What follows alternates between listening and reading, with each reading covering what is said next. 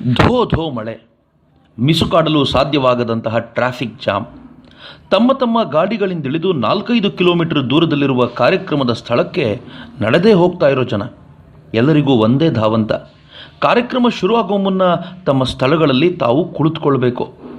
ನಾನು ಆಟೋದಿಂದಿಳಿದೆ. ಅದನ್ನೇ ನಂಬಿಕೊಂಡರೆ ಕಾರ್ಯಕ್ರಮ ಮುಗಿಯುವ ಮುನ್ನವೂ ಸ್ಥಳ ಸೇರೋದು ಅನುಮಾನವೇ ಆಗಿತ್ತು. ಕೆಲವು ಕ್ಷಣಗಳಲ್ಲಿಯೇ ತೊಯ್ದು ತೊಪ್ಪೆಯಾಗಿ ಹೋದೆ. ಅದರ ನಡುವೆಯೂ ಬಸ್ಸೊಂದರಿಂದ ಭಜನೆಯ ದನಿ ಕೇಳಿಬರುತ್ತಿತ್ತು. ಇಣುಕಿ ನೋಡಿದರೆ ಕೊಲಂಬಿಯಾದಿಂದ ಬಂದ ಆರ್ಟ್ ಆಫ್ ಲಿವಿಂಗ್ನ ಅನುಯಾಯಿಗಳು ಮುಂದೆ ಹೋಗಲು ಒಲ್ಲೆ ಎನ್ನುತ್ತಿದ್ದ ಬಸ್ಸಿನಲ್ಲಿಯೇ ಬದುಕುವ ತಮ್ಮ ಕಲೆಯನ್ನು ಅನುಭವಿಸುತ್ತಿದ್ದರು. ಸುಮಾರು 3 ಕಿಲೋಮೀಟರ್ಗಳ ಅವಿರತ ನಡಿಗೆಯ ನಂತರ ಗೇಟ್ ನಂಬರ್ 5 ತಲುಪಿಕೊಂಡೆ. ಅದಾಗಲೇ ಲಕ್ಷಾಂತರ ಜನ ಒಳಗೆ ಕುಳಿತಾಗಿತ್ತು. ಕಾರ್ಯಕ್ರಮ ಅಂದುಕೊಂಡಂತೆ 5 ಗಂಟೆಗೆ ಶುರುವಾಗಿತ್ತು. 1 ಗಂಟೆ ಮಳೆಗೆ ವೇದಿಕೆ ಬಿಟ್ಟುಕೊಟ್ಟಂತಾಗಿತ್ತು ಅಷ್ಟೇ. ಆದರೆ ಆಗಸ ಬಿರಿದು ಸುರಿದ ಆ ಮಳೆಯು ಮುಮುಕ್ಷುಗಳ ಶ್ರದ್ಧೆಯನ್ನು ಕದಡಿರಲಿಲ್ಲ. ಕಾರ್ಯಕ್ರಮವನ್ನು ಕೊನೆಯ ಕ್ಷಣದಲ್ಲಿ ತಡೆಯಲೆತ್ನಿಸಿದ ದುಷ್ಟ ಶಕ್ತಿಗಳಿಗೆ ಹಾಲು ಕುಡಿದಷ್ಟು ಸಂತಸ. ಪತ್ರಕರ್ತ ರಾಜ್ದೀಪ್ ಸರ್ದೇಸಾಯಿ ಅಂತೂ ತನ್ನೊಂದು ಟ್ವೀಟ್ನ ಮೂಲಕ ಒಳಗಿದ್ದ ವಿಷ ಕಾರಿಕೊಂಡೇ ಬಿಟ್ಟ. ಮಾನವನನ್ನು ಗೆಲ್ಲಬಹುದು, ಪ್ರಕೃತಿಯನ್ನಲ್ಲ ಎಂದು ಸವಾಲೆಸೆದ. ಭಗವಂತನ ಲೀಲೆ ಏನೋ ಎಂಬಂತೆ ಅದಾದ ಕೆಲವು ನಿಮಿಷಗಳಲ್ಲಿಯೇ ಮೋಡ ಕರಗಿತು. ಬಿರು ಬಿಸಿಲು ಬಂತು. ಕಾರ್ಯಕ್ರಮಕ್ಕೆ ಮುನ್ನ ತನ್ನೊಳಗಿನ ರಾಡಿಯನ್ನು ತೊಳಕೊಂಡು ಯಮುನೆ ಶುದ್ಧವಾಗಿತ್ತು. ಅಷ್ಟೇ ಅಲ್ಲ, ವೇದಿಕೆಗೆ ಹಿಂಭಾಗದಲ್ಲಿಯೇ ಅರಳಿ ನಿಂತಿದ್ದ ಕಾಮನ ಬಿಲ್ಲು ಪ್ರಸನ್ನವಾದ ಇಂದ್ರನ ದರ್ಶನವನ್ನು ಮಾಡಿಸಿತ್ತು. ವಿಶ್ವ ಆಧ್ಯಾತ್ಮಿಕ ಮೇಳಕ್ಕೆ ಭಗವಂತ ಇದಕ್ಕಿಂತ ಭಿನ್ನವಾಗಿ ಸ್ಪಂದಿಸುವುದಾದರೂ ಹೇಗೆ ಹೇಳಿ? 1 ತಿಂಗಳಿಂದೀಚೆಗೆ ರಾಷ್ಟ್ರವಿರೋಧಿ ಘೋಷಣೆಗಳಿಂದ ಕೊಳಕಾಗಿದ್ದ ದೆಹಲಿಯ ಗಲ್ಲಿ ಗಲ್ಲಿಗಳು ಶುದ್ಧವಾಗಿ ಆಧ್ಯಾತ್ಮಿಕ ಪ್ರವಾಹಕ್ಕೆ ಅಣಿಯಾಗಿದ್ದವು. ಆನಂತರದ್ದು ಬರಿಯ ಭಾರತ ವೈಭವವಷ್ಟೇ. 1700 ಜನ ಕಥಕ್ ನೃತ್ಯ ಕಲಾವಿದರು ಬಿರ್ಜು ಮಹಾರಾಜರ ಮಾರ್ಗದರ್ಶನದಲ್ಲಿ ನರ್ತಿಸಿ ಲಕ್ಷಾಂತರ ಜನರ ಮನಸೂರೆಗೊಂಡರು. ಅದಾದ ಮೇಲೆ ಸಾಂಸ್ಕೃತಿಕ ಕಾರ್ಯಕ್ರಮಗಳ ಮಹಾಪೂರ. ಯಾವುದೂ 10 ನಿಮಿಷದಾಟದ ಕಾರ್ಯಕ್ರಮಗಳು, ಆದರೆ ಸಾವಿರಾರು ಜನ ಭಾಗವಹಿಸುವ ಕಾರ್ಯಕ್ರಮಗಳು.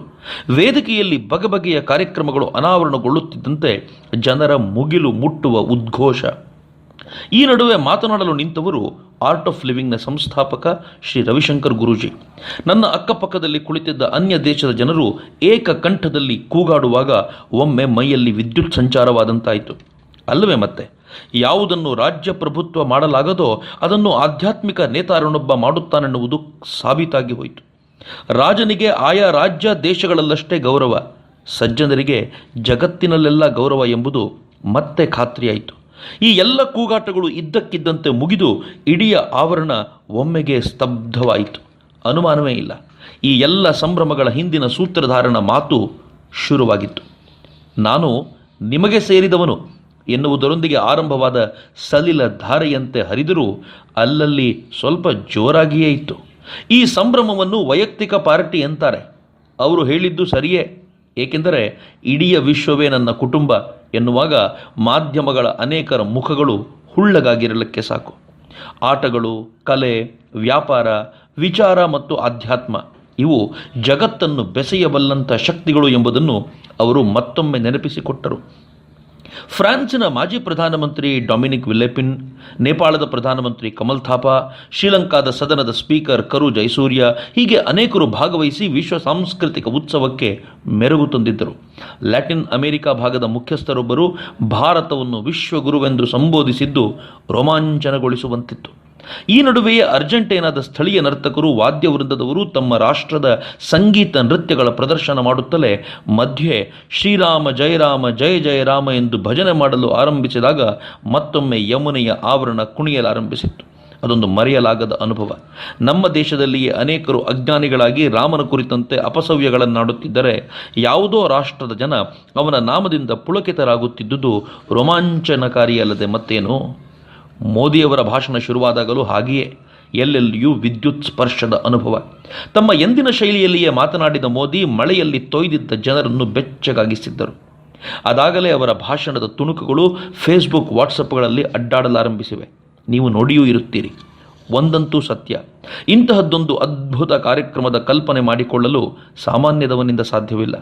ಅಂತಹುದರಲ್ಲಿ ಈ ಬಗೆಯ ವೇದಿಕೆಯೊಂದನ್ನು ಸೃಷ್ಟಿಸಿ ಜಗತ್ತಿನ ಮುಂದೆ ಭಾರತವನ್ನು ಪ್ರದರ್ಶಿಸುವ ಎದೆಗಾರಿಕೆ ಶ್ರೀ ರವಿಶಂಕರ್ ಗುರೂಜಿಯಂತಹ ಕೆಲವರಿಗೆ ಮಾತ್ರ ಸಾಧ್ಯ.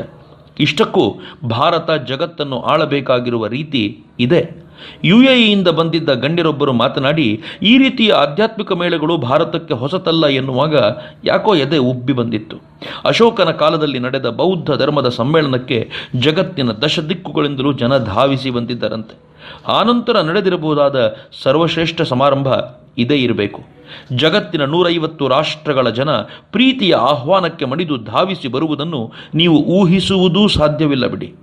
ನಮ್ಮ ಬದ್ಧ ವೈರಿ ಪಾಕಿಸ್ತಾನದಿಂದಲೂ 80 ಜನ ಆಗಮಿಸಿ ಭಾರತದ ವೈಭವ ಪ್ರದರ್ಶಿತವಾಗುವ ಈ ಕಾರ್ಯಕ್ರಮದಲ್ಲಿ ತಮ್ಮ ದೇಶದ ಧ್ವಜ ಹಿಡಿದು ಪಾಲ್ಗೊಳ್ಳುವುದನ್ನು ಕಂಡು ನಾನಂತೂ ಪುಳಕಿತನಾಗಿ ಬಿಟ್ಟಿದ್ದೆ. ಬಗೆ ಬಗೆಯ ಕದನಗಳಲ್ಲಿ ಮುಳುಗಿ ಹೋಗಿರುವ ಜಗತ್ತಿಗೆ ಮುಕ್ತಿಯ ಪರಿಹಾರ ಮಾರ್ಗ ಭಾರತವೊಂದೇ ಎಂಬುದನ್ನು ಸಾಬೀತುಪಡಿಸುವಂತಿತ್ತು ಇಡೀ ಆಯೋಜನೆ. ಎಲ್ಲಕ್ಕೂ ಮಿಗಿಲಾದ ಆನಂದ ಯಾವುದು ಗೊತ್ತೇ? 4-6 ವಾರಗಳ ಹಿಂದೆ ಇದೇ ದೆಹಲಿಯಲ್ಲಿ ಒಂದಷ್ಟು ವಿದ್ಯಾರ್ಥಿಗಳು ಭಾರತವನ್ನು ತುಂಡು ತುಂಡು ಮಾಡುವ ಘೋಷಣೆ ಕೂಗಿದ್ದರು. ಇಂದು ಅದೇ ದೆಹಲಿಯಲ್ಲಿ ಭಾರತ ಅಖಂಡವಾಗಿ ವಿಶ್ವವೇ ತಾನಾಗಿ ನಿಂತಿದೆ. ವಾರೆ ವಾ! ಕಾರ್ಯಕ್ರಮ ಮುಗಿದು ಮರಳಿ ಬರುವಾಗ ರಸ್ತೆಯೆಲ್ಲ ಕೆಸರುಮಯವಾಗಿತ್ತು. ವಿದೇಶದಿಂದ ಬಂದ ಭಕ್ತರು ಕೆಸರಿನಲ್ಲಿ ಕಷ್ಟಪಟ್ಟು ಕಾಲಿಟ್ಟು ನಡ್ಕೊಂಡು ಹೋಗುವಾಗ ಅಯ್ಯೋ ಅನ್ನಿಸ್ತಾ ಇತ್ತು. ಇಂಥ ಜಾಗಕ್ಕೆ ನ್ಯಾಷನಲ್ ಗ್ರೀನ್ ಟ್ರಿಬ್ಯುನಲ್ 5 ಕೋಟಿ ರೂಪಾಯಿ ಕೇಳಿತ್ತಾ ಅಂತ ಅನೇಕರಿಗೆ ಅಸಹ್ಯವಾಗಿರಲಿಕ್ಕೂ ಸಾಕು. ಬಸ್ಸಿಗಾಗಿ, ಆಟೋ ಕಾರುಗಳಿಗಾಗಿ ಪರದಾಡುವ ಜನರನ್ನು ಕಂಡಾಗ ಸರ್ಕಾರಗಳು, ನಾಯಕರುಗಳು ಅದೆಷ್ಟು ಕೈಲಾಗದವರಾಗಿ ಬಿಟ್ಟಿದ್ದಾರೆಂದು ಅನುಕಂಪ ಹುಟ್ಟಿತ್ತು. ನಿಜ, ಆಧ್ಯಾತ್ಮಗುರು ಜಗತ್ತಿಗೆ ಶ್ರೇಷ್ಠ ಭಾರತವನ್ನು ದರ್ಶನ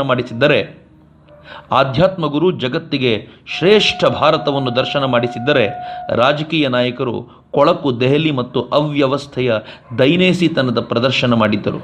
ಕೊನೆಗೂ ಗೆದ್ದದ್ದು ರಾಜಕೀಯದ, ಅಧಿಕಾರದ, ಮಾಧ್ಯಮದ ಶಕ್ತಿಯಲ್ಲ, ಬದಲಿಗೆ ಸದ್ಗುರುವಿನ ಆಧ್ಯಾತ್ಮಿಕ ಶಕ್ತಿ ಮಾತ್ರ.